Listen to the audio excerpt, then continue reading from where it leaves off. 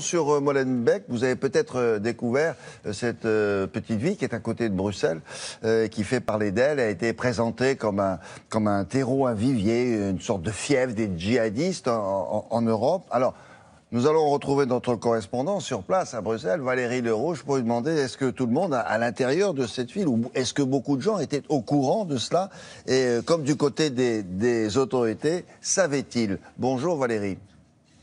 Rebonjour William. Alors effectivement, il y a des précédents déjà. Depuis 2004, plusieurs terroristes, malheureusement, de Molenbeek se sont fait un peu connaître. En 2004, c'était le cerveau, par exemple, des attentats de Madrid, Mehdi Nemmouche, ou bien l'auteur de la tentative d'attentat dans le Thalys, fréquentait une mosquée à Molenbeek. Mais pour autant, il y a 95 000 habitants dans cette ville. Donc pas que des radicalistes, évidemment, ou des radicalisés. Il y a certes beaucoup de chômage, il y a des problèmes de drogue, mais les habitants ont plutôt le sentiment de bien vivre ici. Et puis, ils vous le rappellent quand même que, contrairement à nos banlieues parisiennes ou lyonnaises, il n'y a jamais eu d'émeute ici. Alors, évidemment, la déferlante médiatique depuis 2 jours les agace un peu, les gêne beaucoup. Nous leur avons donné la parole avec Frédéric Furnemont et Lucas Tripotto.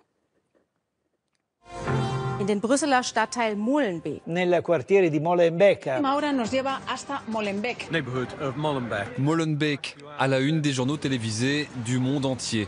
Cette commune de l'agglomération de Bruxelles n'en demandait pas tant et les habitants semblent plus que jamais dépités de voir cette mauvaise image donnée à leur quartier. Combien de fois on a sali cette commune? On habite ici, nous.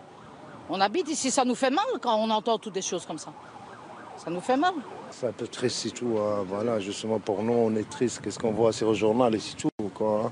Une commune comme Molenbeek qui est toujours connue dans le plan maintenant international de la radicalisation, c'est vraiment débile. Quoi.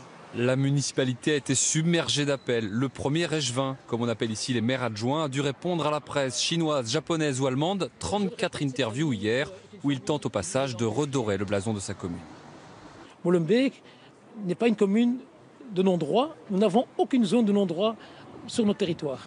Maigre consolation pour l'élu, ce coup de projecteur malheureux a contraint le gouvernement à reconnaître un problème Molenbeek. Le ministre de l'Intérieur a annoncé des moyens et un plan d'action spécifique pour la commune.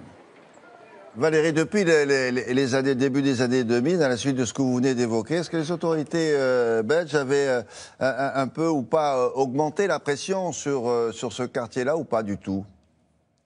Alors, oui, il y a d'ailleurs quand même plusieurs cas qui ont été repérés. 170 hommes interpellés en quelques mois. C'est le Premier ministre qui le rappelait l'autre jour. Donc autant dire qu'il y a une pression quand même assez forte sur eux. On se rappelle au début de l'année la cellule de Verviers qui avait été abattue, même si le commanditaire et le pourvoyeur de fonds est toujours en exil, a priori en Syrie.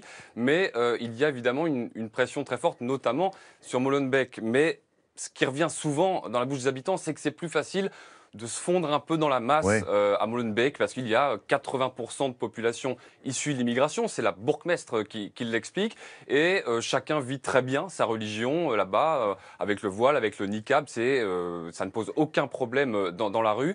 Et évidemment, c'est plus facile pour ceux qui auraient de mauvaises intentions de se glisser, de se fondre dans la masse à Molenbeek plus qu'ailleurs. C'est une population dans cette petite ville, c'est combien de personnes à peu près? 95 000. 95 000. Merci beaucoup Valérie, à tout à l'heure. Voilà,